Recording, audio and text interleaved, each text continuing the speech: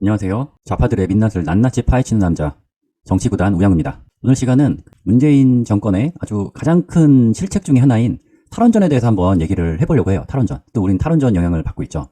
근데 이 탈원전이 대체 어디서 나온 이야기냐 하면 이게 참 어이가 없어가지고 못 믿을 수도 있어, 못 믿을 수도. 이게 2016년 기사니까 2016년이면은 대통령 되기 전이잖아요. 이 판도라라고 하는 영화가 있었는데 이 판도라를 본 다음에 탈원전 국가로 가야. 그 영화 보고 이 영화가 재난 영화잖아. 재난 영화. 원전이 폭발해서 뭐 아주 난리가 나는 그런 영화인가 봐요. 전 보진 않았어요. 이딴 영화를 왜 봐, 내가. 아무튼 이 영화를 보시고 아주 감명을 깊게 받았나 봐. 이게 엄청 막 세상이 망하고 막 그런 디스토피아적인 그런 내용이잖아요. 근데 이게 정책을 영화를 보고 정책을 생각한다? 글쎄요. 설마 먼저 탈원전에 대한 생각을 했었겠지. 설마. 생각했을 거야. 아무리 생각이 없어도 말이야. 이거 보고 할 수는 없는 놀이잖아. 아무리 좀 그렇지 않아요? 여러분들? 이 문재인 후보가 이 판도라를 보고선지 아니면 뭐 원래 자기가 그런 생각을 갖고 있었던 건지 모르겠지만 에너지 정책 공약을 들고 왔어요. 원전을 없애겠다. 그리고 청정에너지, 신재생 에너지를 늘리겠다. 뭐 이런 공약을 들고 왔어요. 근데 이 탈원전이 사람들이 왜 원했느냐? 뭐 지금도 후쿠시마 오염수 방류 때문에 문제가 많지만 그때도 후쿠시마는 문제였었죠. 왜냐하면 후쿠시마가 이렇게 터지는 모습을 보여줬으니까. 근데 이게 후쿠시마가 발전소 자체의 결함으로 폭발했다고는 볼 수가 없어요. 이거는 그런 게 아니야. 왜 어떻게 난 사고인가 하고 보면 지진 발생 약 50분 후 높이 15m, 그러니까 뭐 컴퓨터 분석 높이로는 13.1m였는데 지진 해일이 발전소를 덮쳤다. 발전소 설계 당시 예상했던 지진 해일의 높이 5m를 훨씬 초과하는 것이었다. 이에 지하에 설치된 비상용 디젤 발전기가 침수되어 정지하였고 발전소 내의 모든 전기시설 역시 손상되었다. 후쿠시마의 제1원전은 원자로 안전을 위한 최소 전력마저도 없는 블랙아웃 상태에 빠졌고 이로 인해 원자로 냉각을 위한 냉각수 펌프 가동을 할 수 없게 되었다. 그러니까 이 정리된 내용을 읽어보면 지진 때문에 원전이 폭발했느냐? 그건 아니야. 그럼 해일 때문에 폭발했느냐? 그것도 아니야. 그럼 왜 폭발했냐면 냉각계통이 죽었기 때문에 폭발한 거예요. 우리가 이 냉각수라는 거를 평소에 살면서 크게 신경을 안 쓰고 사는 사람들도 많겠지만 이 기계에서 열이 발생하는 건 정말 큰 문제예요. 우리가 하다못해 이 핸드폰도 오래 쓰면 막 뜨겁잖아. 이 뜨거운 게 나름대로 어느 이상 넘지 않도록 발열을 신경 써서 설계한 게 이 정도예요. 그리고 또 우리가 이 냉각을 좀 신경 쓰는 기계가 뭐냐면 자동차 같은 경우에는 자동차 안에 냉각수가 따로 들어가죠. 그 냉각수 없으면은 엔진 망가집니다. 그래서 이 발전소의 구조를 보면 이렇게 발전소가 있다면 그 발전소 안에 전기를 발생시키는 터빈과 발전기라는 기계가 들어가고 이 터빈을 식혀주기 위한 냉각수 시스템이 들어가요. 그리고 그 냉각수는 보통 바닷물을 끌어다가 식히고 다시 바다로 흘려보내는, 이거는 이제 원자하고 이렇게 직접 맞닿은 게 아니라 뭔가 기계 바깥쪽에서 식혀주기 때문에 이거는 이제 오염수가 아니고 이제 왔다 갔다 하면 돼.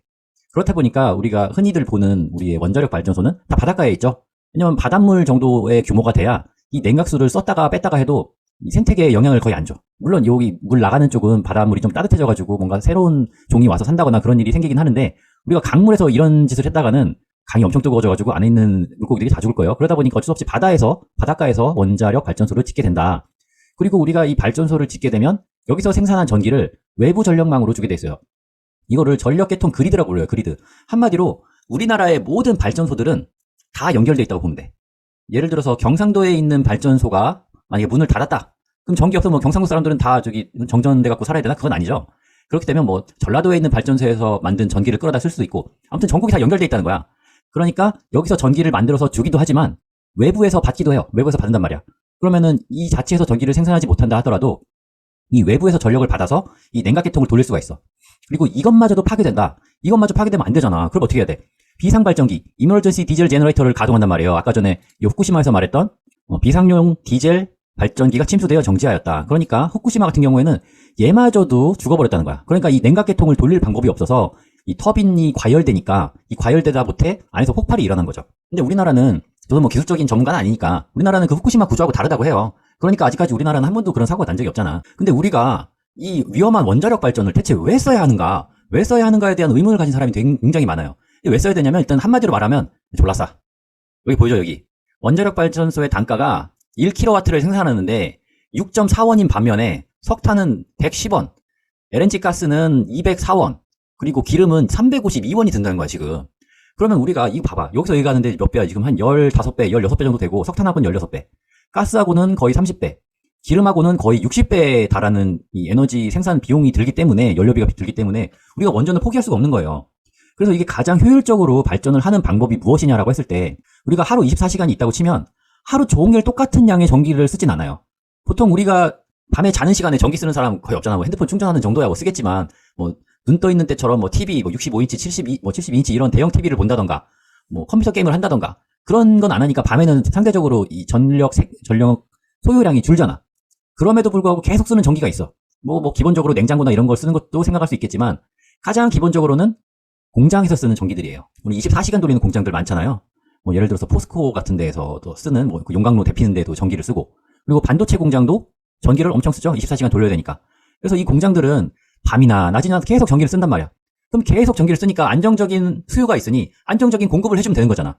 그러니까 그 안정적인 수요에 대해서는 원전을 사용해서 커버를 해주는 게 가장 효율적이에요. 그리고 요 낮 시간 동안 이렇게 변동되는 전기에 대해서는 조금 비싸지만 그래도 껐다 켰다를 좀 수월하게 할 수 있는 전기 생산을 좀 더 좀 유연하게 할 수 있는 요 에너지들을 쓰면 좋아요.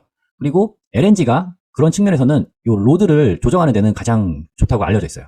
그래서 하루 종일 쓰는 전기 사용량은 안정적인 수요이므로 가장 싼 발전 방식 원자력을 사용하고 변동되는 전력 수용량은 대응이 용이한 발전 방식을 사용하자. 뭐 특히 가스가 이걸 커버해 주는데 아주 좋습니다. 근데 갑자기 문재인이 나타나서 아몰랑 일단 위험하단께 하고 그냥 탈원전을 때려버린 거야. 그 지금 이거 뭐 2013년 최근 기사인데 2023년 최근 기사인데 고리 2호기를 제대로 수명 연장을 못해서 하루에 27억씩 날리고 있다는 거야. 아 이거 얼마나 낭비냐고. 문재인 정권 때 그걸 한번 탈원전을 도전해 볼 만하다라고 생각했을 수도 있을 것 같긴 해. 왜냐하면 그때는 유가가 굉장히 안정적이었어. 물론 이제 탈원전은 이거보다 훨씬 더 앞에서 실행을 했었는데 보면은 한 50불 때 석유 가격이 우리가 이제 그 서부 텍사스유 WTI라고 하는 요 석유 가격을 우리가 흔히들 뭐 석유값이 올랐네 내렸네 할 때 이 기준 시세로 치는데 한 50불에서 60불 정도에서 안정적으로 이 정도 왔다 갔다 하고 있었어. 그러니까 석유 가격이 이 정도로만 안정이 된다면 우리가 탈원전을 했을 때 이 정도의 사회적인 비용을 치르면 되겠다라고 예상은 했을 수 있어. 근데 석유값이 오른다면 이 상황에 대한 대비는 하나도 안 돼 있던 거지. 근데 중간에 한번 이때 기억할지 모르겠는데 코로나 때문에 수요가 감소한다고 해서 아주 원유 가격이 폭락했던 적이 있어요. 이때는 원유 가격이 그 선물 기준으로 마이너스까지 갔어서 마이너스. 이게 왜 그러냐면은 선물 같은 경우에는 실제 물건을 거래하는 게 아니라 물건을 사고 팔 권리를 주고받는 건데 만기가 되면 이게 물건을 진짜로 결제하고 가져가야 돼. 근데 만기가 됐는데 내가 샀던 가격보다 엄청 떨어져 있어. 그럼 손절을 못 하잖아. 그럼 이거 선물에 투자했던 애들이 이거 들고선 아이씨 좀만 더 버텨보자. 좀만 버티면 반등할 거야 하다가 야 이거 내가 선물 진짜로 결제하면 나 석유 진짜 받아와야 돼. 이거 안 돼 하고 집어 던진 거야. 선물 가격이 마이너스까지 간 적이 있어요. 이때만 해도 막 그때 막 아직도 기억나는 게 석유 가격이 1,000원, 경유 같은 경우에는 1,000원 이하였던 적도 있었죠. 그때 정도라면 탈원전 할만하네. 그 얘기가 나올 법도 해. 그 정도면 석유 가격이 많이 떨어지는 상태였으니까 코로나의 영향을 조금씩 벗어나면서 갑자기 세계의 경제가 살아난대. 세계 경제가 살아나고 막 물동량이 늘어나고 뭐 대형 유조선들을 막 만들기 시작하고 하면서 석유 가격이 엄청 올랐죠. 그리고 결국에는 $100도 뚫고 올라가면서 한전이 이제 곡소리를 내기 시작하는 거지. 야 한전 죽는다. 에너지 가격이 이렇게 올랐는데 전기료를 못 올리니까 우리 어떻게 하란 말이냐 하고 조졌다 하고서는 한전에서 막 이렇게 정부에다가 올려달라고 하고 막 뉴스에 기사도 내고 막 그랬던 적이 있어요.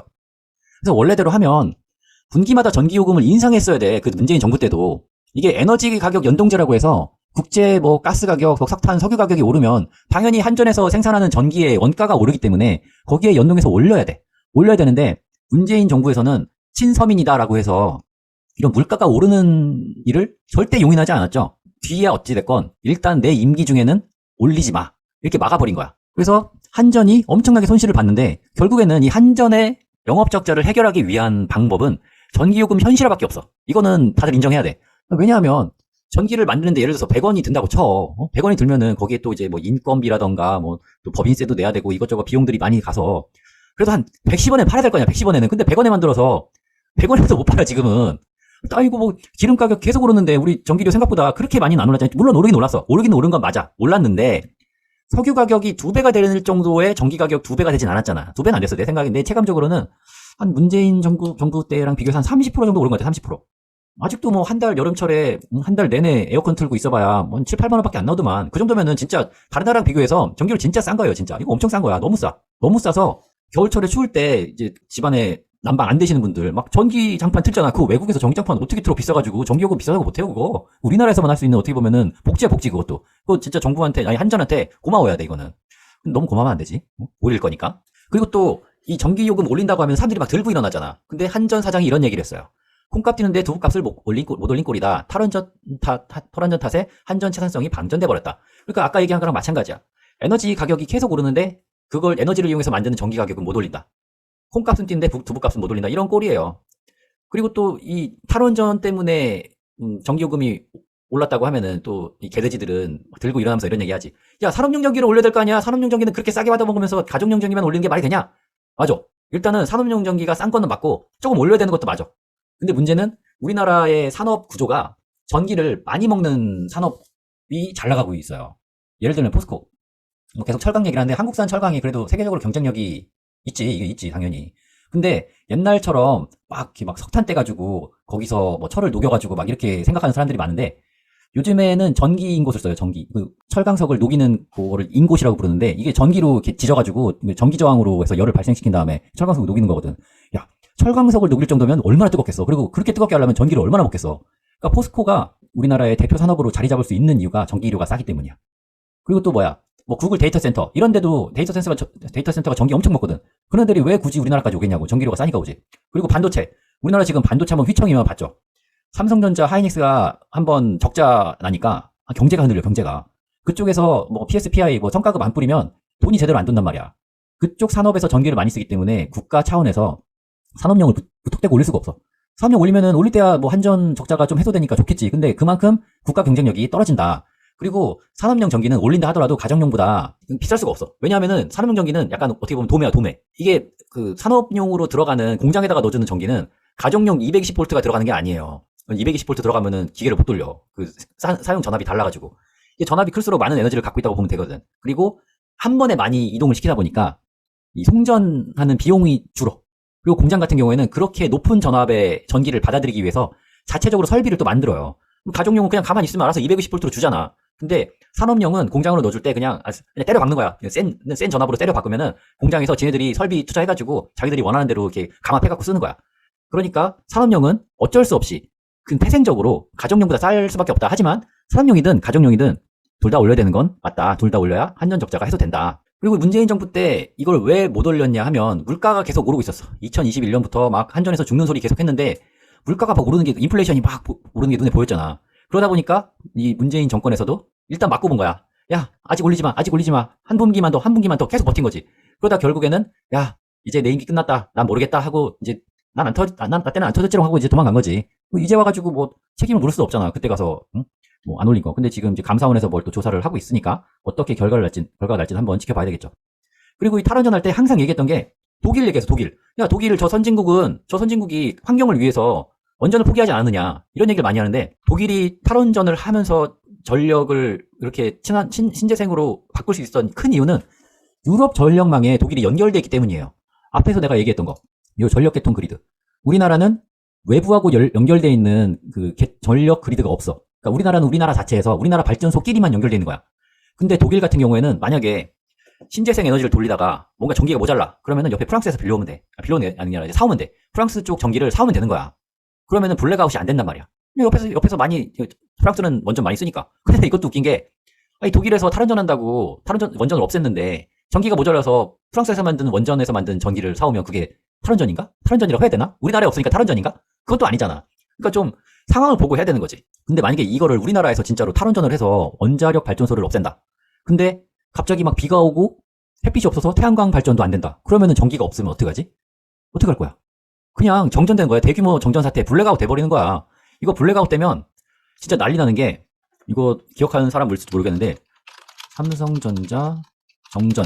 삼성전자 공장이 한번 정전이 된 적이 있죠. 어떻게 해서 정전이 된지는 기억이 잘 안 나는데, 봐봐. 2020년 뉴스인데 삼성 반도체 공장이 1분 정전에 수십억 피해가 발생한대. 그리고 또 여기 봐봐. 폭염에 전력 비상경보 내린 텍사스 4천억 정전 피해.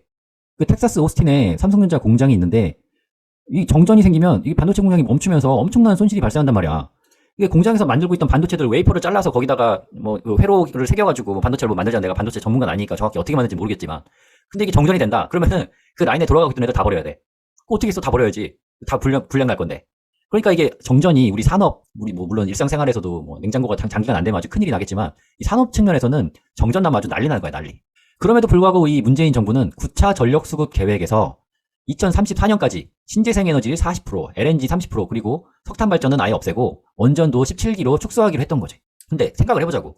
우리나라에 태양광하고 풍력이 과연 적합한가? 우리나라는 일단은 미국처럼 광활한 사막이 없잖아.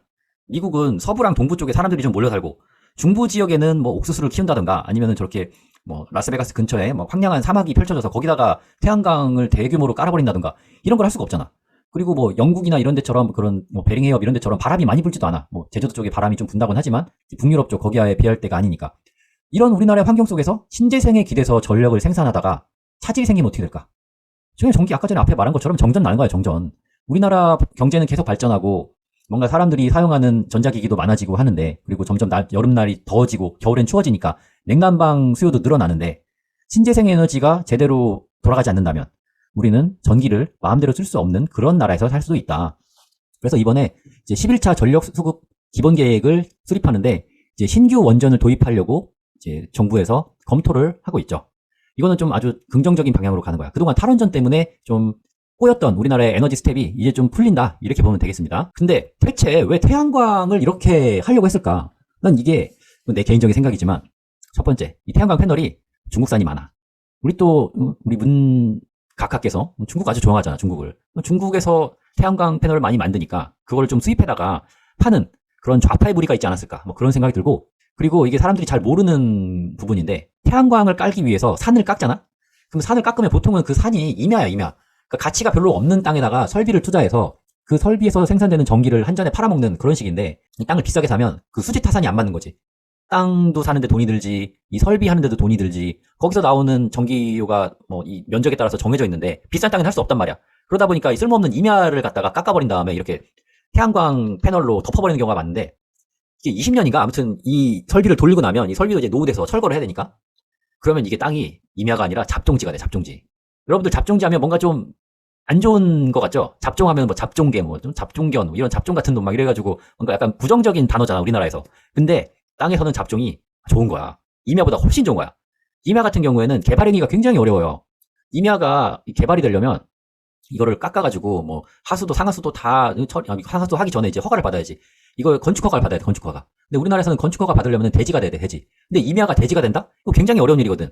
일단은 전답 정도 돼야, 전답의 길이 닿아야 그나마 이제 대지로 형질 변경 해달라고 이렇게 제안을 해볼 법한데, 임야에서 바로 대지로 간다? 이거는 불가능해. 근데 잡종지가 되면, 이거 잡종이잖아, 잡종. 잡종은 뭐든지 될 수 있는 거야. 조커 같은 건지, 조커. 그럼 잡종지고, 그리고 이거 이거 시설하느라고 다 길도 있을 거 아니야. 차가 왔다 갔다 해야 이것도 지을 수 있으니까. 그러면 차가 왔다 갔다 할 수 있는 잡종지다. 그럼 건축할 수 있는 거지. 뭐 창고를 짓든, 뭐 여기 다시 정리해가지고 전원주택 부지로 만들어서 팔든 땅값이 크게 오른다는 거지. 그러니까 이거 봐봐. 태양광 설치하면 임야가 잡종지로 변경되고 땅값이 크게 오른다. 그래서 투기로 이 태양광을 하는 사람도 되게 많아요. 이거는 좀 막아야 돼. 왜냐면은 봐봐, 여기 다 산인데 여기 갑자기 이거 민둥산이 돼서, 민둥산이 이거 나중에 비 오면 어떻게 되냐고. 비 오면 산사태 나는 거야. 그래서 이 태양광 때문에 산사태 나는 경우가 굉장히 또 많이 생겼죠. 이거 내가 보기에는 태양광 카르텔이야, 카르텔. 뭐 원전 카르텔이라고 부르는데, 원전 카르텔은 내 생각에는 없어. 왜냐면은 그 사람들 다 원자력에 진짜 이 인생 바쳐가지고 공부한 다음에 원자력 발전소 짓고 운영하는 사람들인데, 거기서 뭐 더 빼먹을 게 있나? 뭐 원전 만들어서 뭐 판다고 이게 국가급에서 하는 공사인데 이걸 뭐 개인이 뭐 해먹을 수 있는 게 없잖아. 근데 태양광은 개인이 해먹을 수 있는 게 너무 많아. 이 태양광 패널에 관련된 것도 뭔가 해먹을 수 있고, 그리고 이 땅이 진짜 투기하는데 최고거든. 이거 태양광 부지가 다 투기야, 투기. 내가 보기에는 이거 전기 만들어서 내가 뭐 신재생에 조금이라도 도움이 되겠다, 이딴 생각으로 한 사람 한 명 못 봐서 내가 어떻게든 버텨가지고 이 임야를 잡종지로 바꾼 다음에 그 다음에 이거 땅 뻥튀기 해가지고 팔겠다, 다 그런 생각이지. 누가 이거를 내가 이 자연을 위해서 태양광을 깔겠다 이러겠어. 자연을 위해서 깔 거면 이딴 식으로 깔면 안 되지. 미국처럼 그냥 아예 못 쓰는 땅에다가 사막 같은 데 해야 되는데, 우리나라 사막이 없잖아. 그러니까 이거 하면 안 되는 거야, 우리나라에서는. 그리고 제일 웃긴 게, 그래놓고 한다는 게 K원전 세일즈야, K원전 세일즈. 그 뭐 체코에다가 원전 판다고 막 깝죽깝죽 됐었죠. 그래서 문정권 5년 동안 원전 한 개라도 팔았습니까? 팔았냐고. 못 팔았잖아.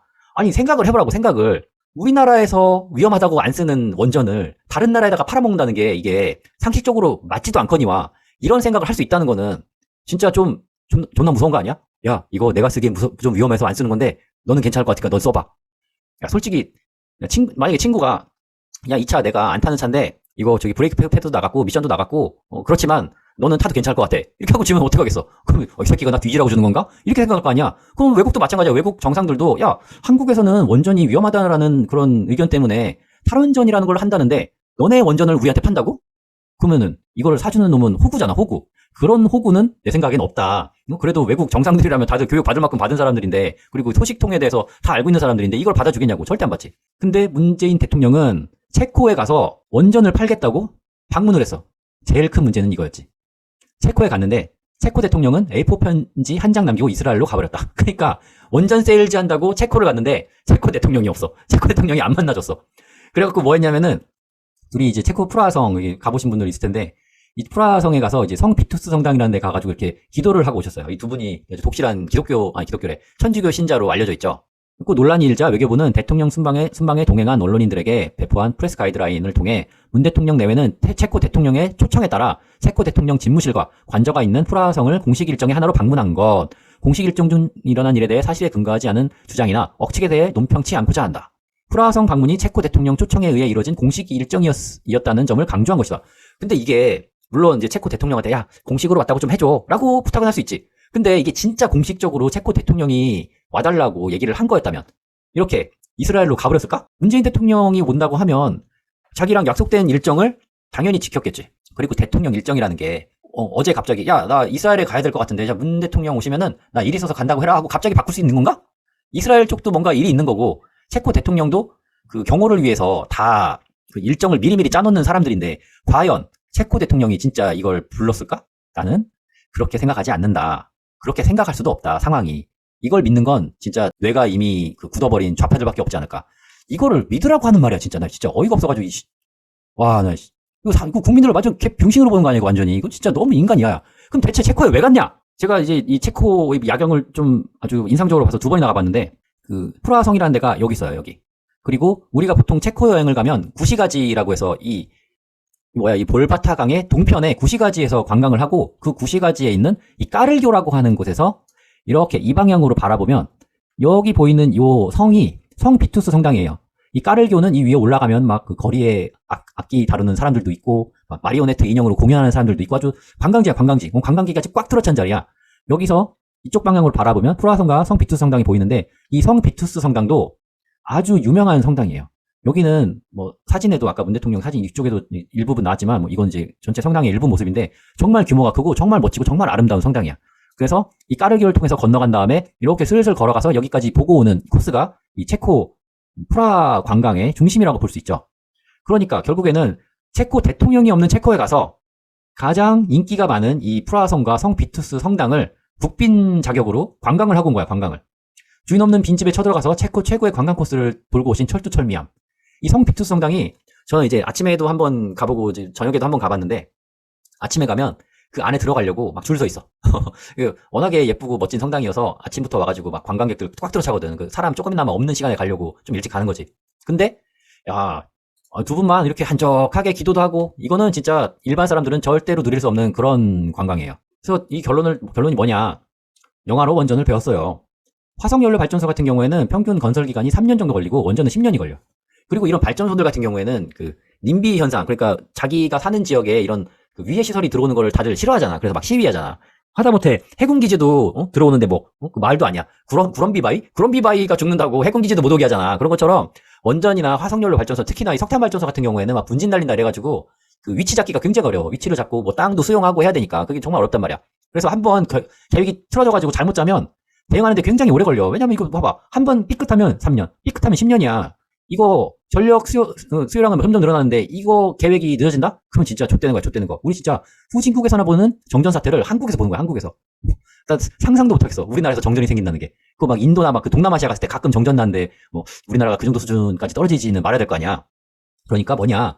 감성적 정책을 만드는 자들을 경계하자. 아니, 영화로 탈원전을 결정하면 그건 안 되지. 뭔가 근거를 갖고 야 우리가 신재생을 해야 뭐 온난화를 막을 수 있다. 아니면 뭐 신재생을 달성하는 데 있어서 우리의 필요한 비용은 이만큼이고 우리의 계획은 이러니까 몇 년까지 달성할 수 있다. 이런 구체적인 타임라인을 제시해야 되는데 완전 위험함. 원전하면 다 뒤지는 거임. 그리고 석탄 이것도 안 됨.